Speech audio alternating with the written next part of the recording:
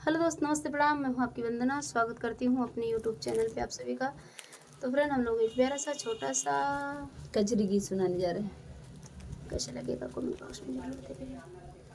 पिया ललना के हमरे खेलावल करा, गुनगुना बजावल कराना। पिया ललना के हमरे खेलावल करा, गुनगुना बजावल कराना।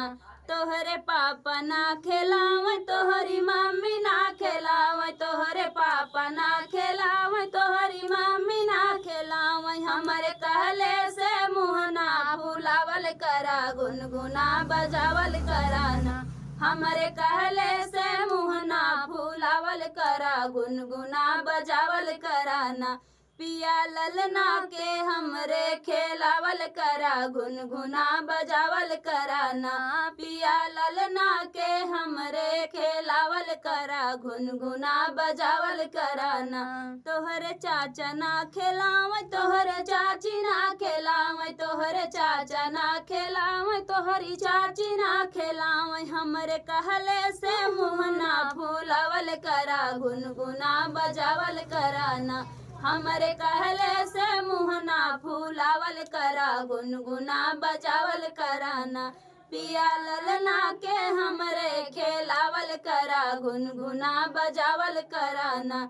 पिया ललना के हमरे खेलावल करा, गुनगुना बजावल कराना।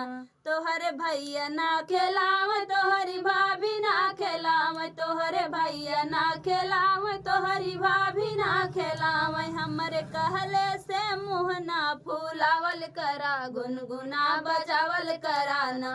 हमरे कहले से मुँह ना फुलावल करा, गुनगुना बजावल कराना।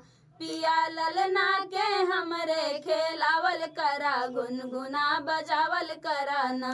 पिया ललना के हमरे खेलावल करा, गुनगुना बजावल कराना।